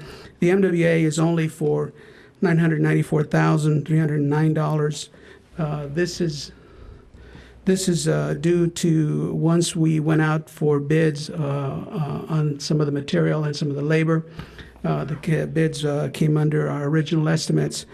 So even though the agreement for 100% reimbursement from Caltrans is for $1.2 million, we estimate that this project will actually run about $994,000 minus some salvage fees that we don't get reimbursed for from Caltrans, but they tend to be very minimal. Somewhere in the neighborhood, we feel that once this is all done, it'd be somewhere in $10,000 to $20,000.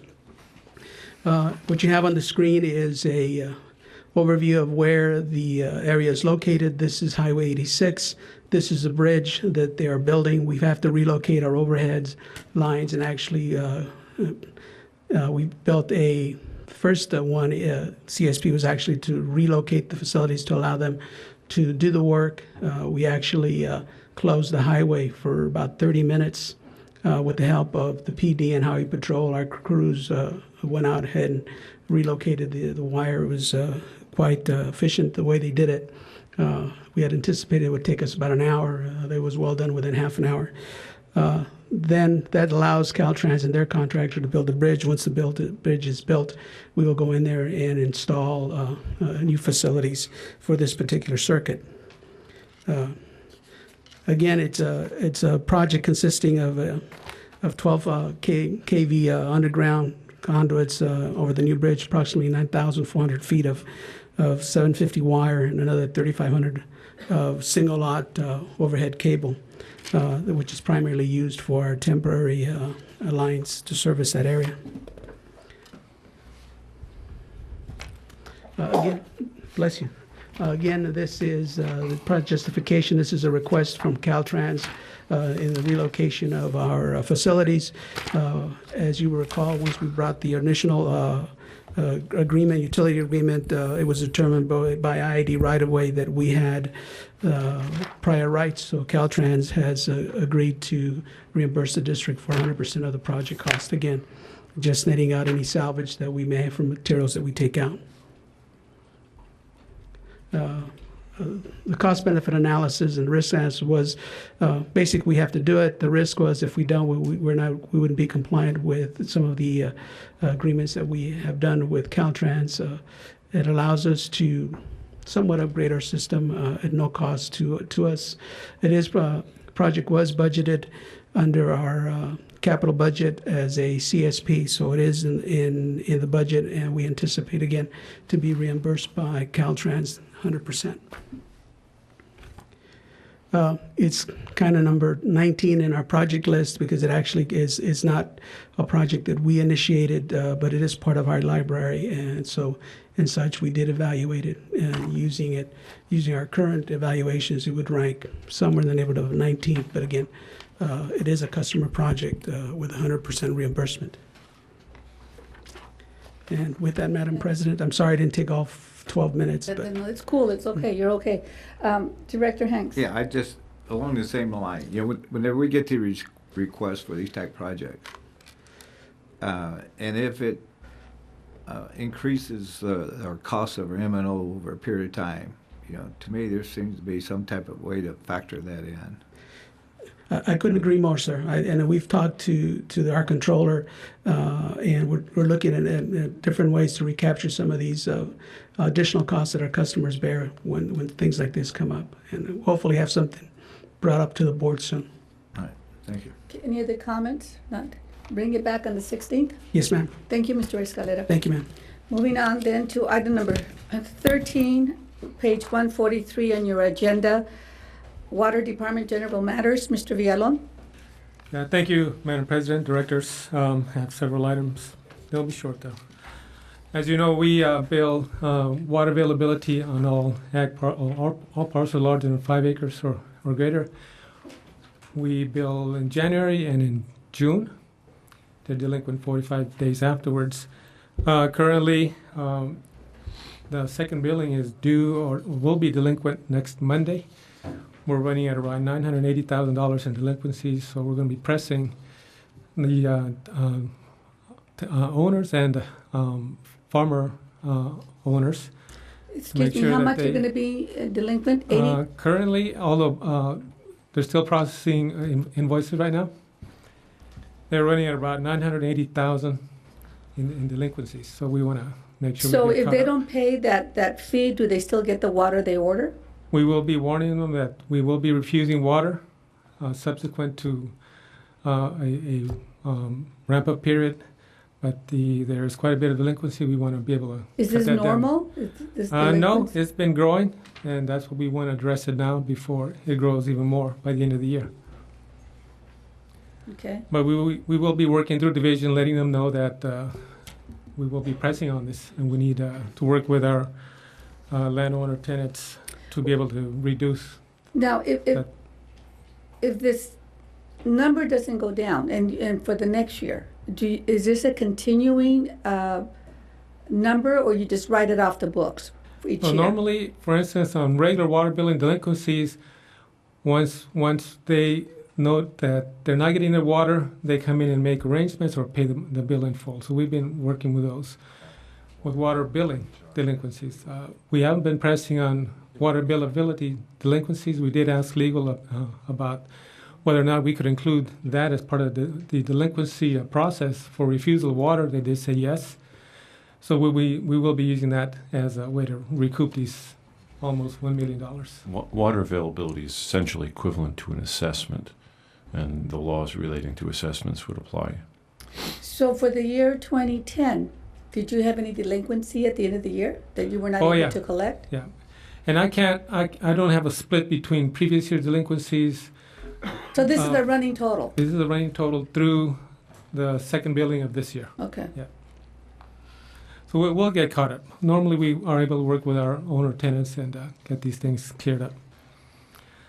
I just want to give you an update on Tamarack Drain. It is operational. The projected cost on that provided by PMO is at around $1,006,000. The MWA was approved for $1,170,000. We are looking, though, to add a parallel line to keep the water table low to protect the line itself. we'll be negotiating with the adjacent farm owners, see if we can also have some of the funds provided by them. We're looking at prevailing wages, and it'll be somewhere around an $80,000 to $100,000 cost for prevailing wage projects. So we should be slightly under the overall MWA approved budget on this particular project. Even though... Mr. Villalon, Yes. Director Desert. The prevailing wages that you're talking about, the separate project to put a parallel drain line in, That's tile correct. line in? That's correct. So we would have to pay prevailing wages on a job that we could contract out.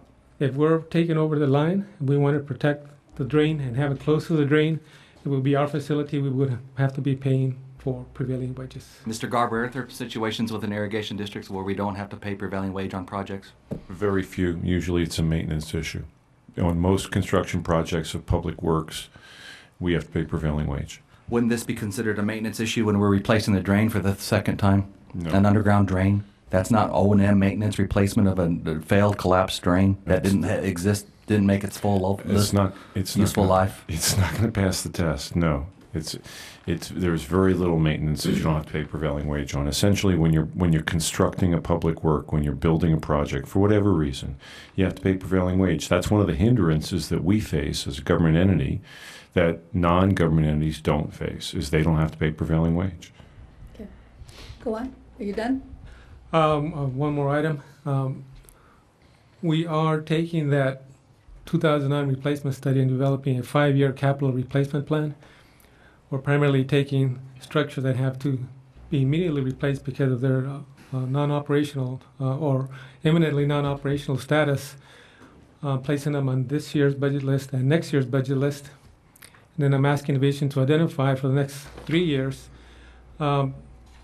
reaches or structures that are or will be giving us problems based on their experience. We'll be creating a 5-year plan based on that. Subsequent to an updated inventory of structures and their current maintenance or replacement cycle, we will be creating a longer-term replacement plan so that we have a 5-year moving window for our capital projects. We hope to be able to maximize current funding and try to find grants, try to find other sources of funding for a rolling 5-year plan that will help us out through this 40, 50-year replacement period that we're looking at. The key project for us will be at Imperial Dam because those several structures at the Imperial Dam facilities, including the electrical system, have to be upgraded within the next 2, 3, 4, 5 years. We'll be looking at the AAC trash racks, the clarifiers. It'll be an ongoing project, so we want to be able to roll all this together to be able to minimize the impact on our budget in the long term. Okay. Questions, And comments? Other than that, that's all That's I have. it? Yes. Yeah. What is the projection of the over-under use? Currently, it's running 44,900. It has been growing about 4,000 or 5,000 a week. Over? Over. That's correct. On the water availability, how do you determine if it's a tenant farmer? How do you bill that to the, or if you affect the flow of water if he's not responsible for that? Well, it's the water availability bill is sent to the landowner. That's who the billing list is.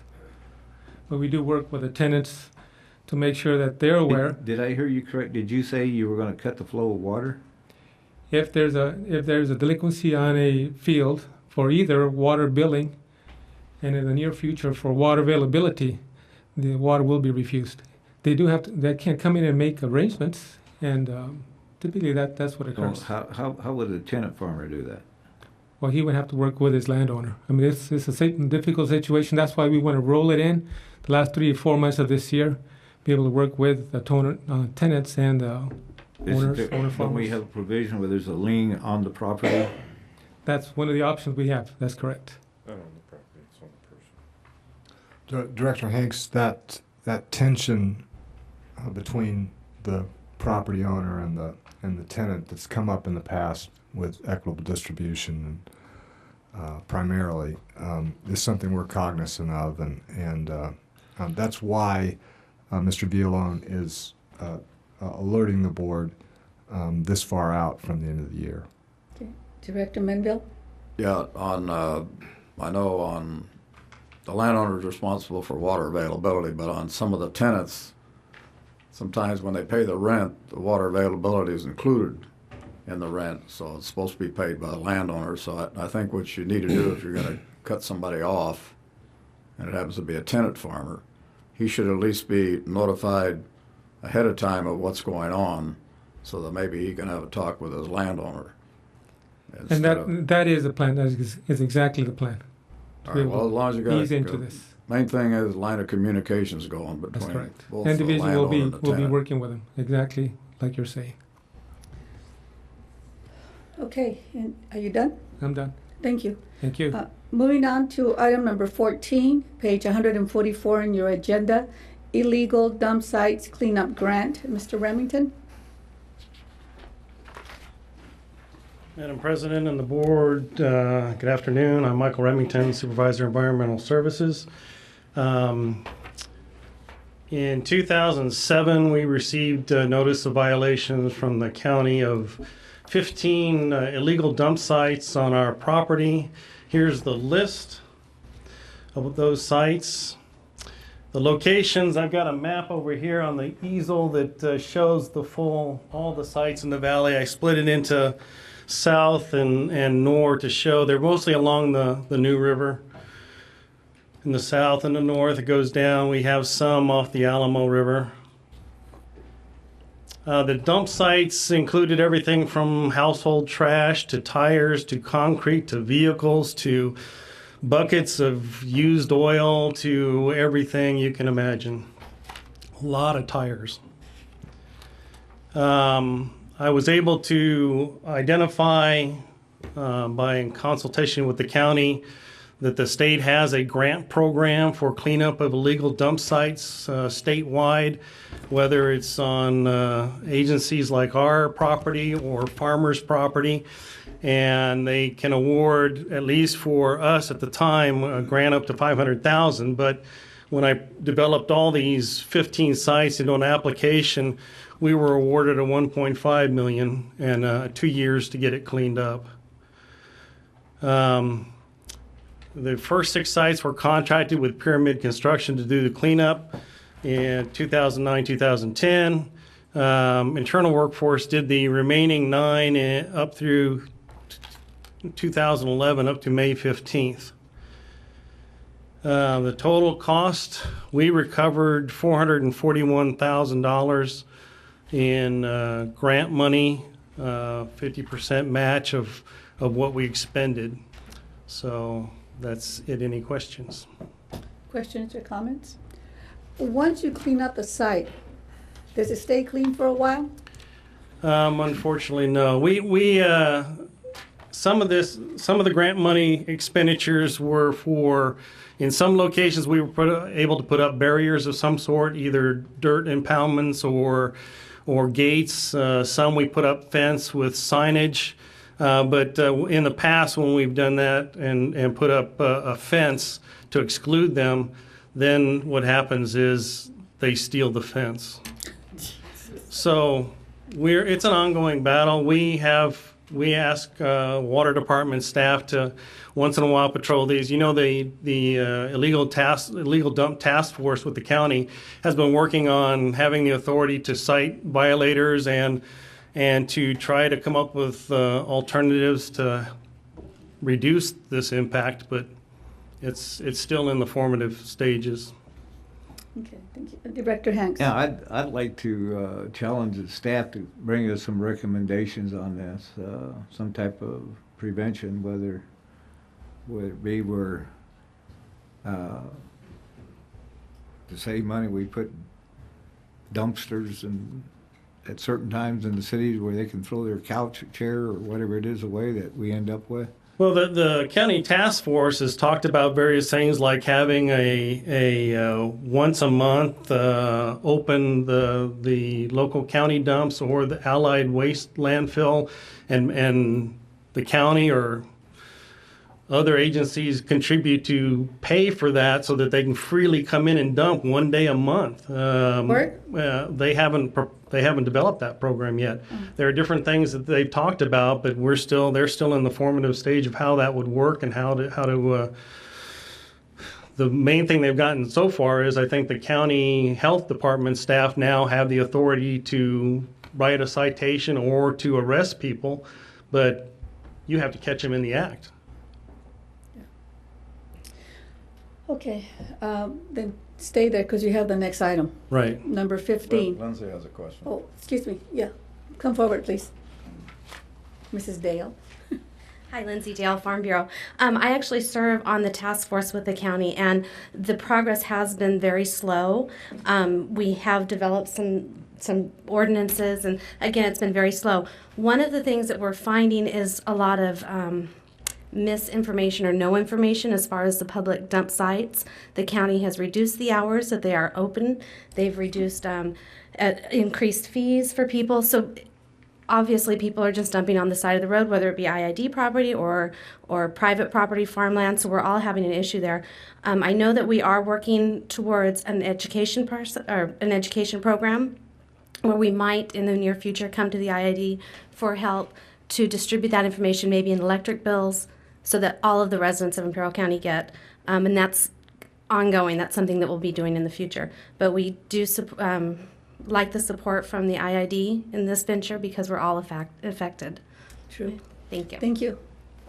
Okay, moving on to it. Item number. Did you have something to say? Okay. Stop tapping your hands.